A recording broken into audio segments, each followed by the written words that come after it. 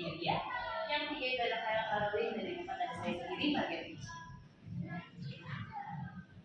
Nah pertama kan mau ngasih tentang kualitas. Kualitas sistem diskresi yang kecil dalam bentuk beda bu. Nah itu bersifat apa? Dia dua benda yang pasti berbeda di satu bu. Untuk satu objek yang wujud yang berbeda sebelumnya bu.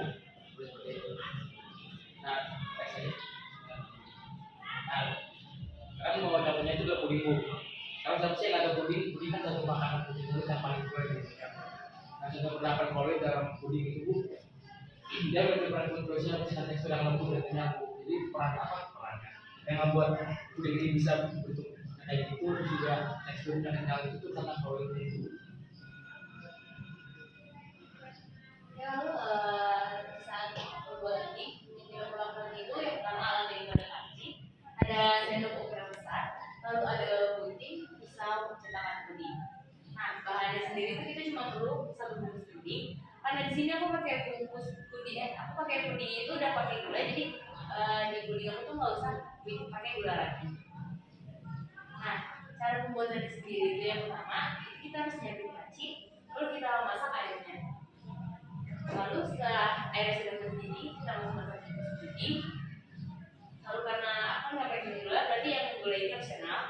Lalu kita mengaduk secara perlahan, pokoknya diaduk sampai pudingnya itu dia nggak ada kayak bulu-bulu itu yang mengumpal. Lalu kita siapin cetakan. Lalu ketika pudingnya sudah matang, kita tuang aja, lalu kita simpan di kulkas. Nah, puding sendiri ini dia tuh punya kandungan yaitu gula, padatan susu 25%, lalu ada creamer, kakao bubuk, ada ekstrak rumput juga, garam, bisa sintetik. Itu dari kandungan-kandungan terkandung dalam gel yang aku masak. Itu nih es krim lagi bu. Es krim itu adalah buih setengah buku yang mengandung lemak dan emulsi dan udara. Dia setengah buku itu artinya dia nggak buku sepenuhnya bu. Kalau sepenuhnya kan dia tetap jadi kayak es batu yang keras banget gitu. Ya kan ini kan dia juga masih apa ya? Krim. Ya masih bentuknya saus gitu. Nah itu membuat tuh sisa udara yang ada bu. Kemudian tekstur lembut pada es krim. Kalau sisa udara itu dia akan jadi keras bu. Sehingga apa namanya nggak bisa selembut itu lah.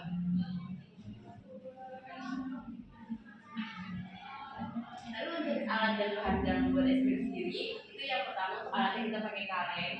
Lalu kita ada baskom, jadi baskom taruh luar dari kaleng. Lalu untuk bahannya sendiri itu ada susu cair, di sini kita pakai susu ultramilk. Lalu ada garam kasar dan es batu. Nah cara buat itu sebenarnya cukup gampang, cuman capek ya, karena kita manual. Jadi yang pertama kita siapkan wadah. Terus wadahnya itu kita isi es batu sama garam. Lalu di atas itu kita taruh kaleng.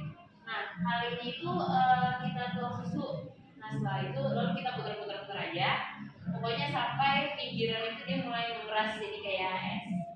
Nah karena kita tadi itu susunya pakai ultramilk, setelah dicari juga ultramilk sendiri ini dia tuh punya beberapa kandungan kayak vitamin A, vitamin C, D3, B1, B2, ada B5, B6, B12, kalsium, zat besi, zinc, magnesium, fosfor, selenium, biotin, kolin, dan ada lagi itu dia vitamin K. Nah, terus informasi gizi yang terkandung juga itu dia ada lemak total yaitu 5 gram, lemak jenuh 4 gram, gula itu 24 gram, kolesterol 14 mg, karbohidrat itu ada 30 gram, protein 8 gram, natrium 55 mg, serta kalium 320 mg. Nah, selanjutnya ada fungsi kolin pada puding. Kolin itu digunakan dalam puding untuk memberikan kestabilan kelembutan dan juga tekstur yang diinginkan. Emulsifier dan stabilizer juga dapat digunakan dalam puding. Emulsifier membantu untuk mencampurkan bahan-bahan yang sulit untuk disatukan seperti minyak atau lemak, sehingga terbentuknya emulsi yang stabil. Stabilizer seperti sorghum atau kolagenan memberikan kestabilan pada struktur kolagen terbentuk untuk menjaga puding agar tetap utuh dan tidak mengalami perubahan bentuk yang penting. Nah selanjutnya ada fungsi kolagen pada es krim. Hal stabil dalam pembuatan es krim merupakan kolagen hidrofilik yang dapat menurunkan konsentrasi air dengan cara menyiram air tersebut, sehingga akan mengurangi kristalisasi es, memperkecil kristal es, dan dapat meningkatkan kehalusan tekstur. Pembuatan koleksol dengan metode ini pada umumnya dilakukan dengan cara kimia atau dengan penggantian pelarut. Cara kimia tersebut berbeda dengan melakukan partikel-partikel larutan seperti atom, ion, ataupun molekul menjadi partikel-partikel berkumpulan baru. Oke, sekarang kita masuk ke reaksi kimia pada pembuatan puding. Nah, yang pertama itu ada hidrolisis agar-agar. Agar-agar ini merupakan bahan utama dalam pembuatan puding. Nah, pada saat pembuatan puding ini agar-agar dicampur dengan air panas. Nah, hasil dari pencampuran itu terjadilah hidrolisis. Hidrolisis itu adalah proses di mana ikatan kimia dalam agar-agar terus oleh air. Nah, jadinya menyebabkan agar-agar berurai menjadi molekul yang lebih kecil. Lalu yang kedua ada gelasi. Saat larutan agar-agar mendidih, terjadilah gelasi. Gelasi adalah proses di mana molekul-molekul tadi saling terikat dan membentuk jaringan tiga dimensi. Nah, jaringan ini merangkap air dan menghasilkan tekstur pada puding. Lalu yang ketiga ada pengaruh gula dan garam. Kalau pengaruh gula, dia membantu menurunkan suhu air. Jadi puding ini tidak akan membungkus sekaligus suhunya lebih tinggi. Habis itu ada garam. Garam dia membantu memperkuat gel agar membuat puding lebih kenyal. Terus yang keempat ada pengaruh susu ya. Susu dapat ditambahkan ke dalam campuran puding. Nah, protein dalam susu menstabilkan gel agar dan membuat puding lebih halus.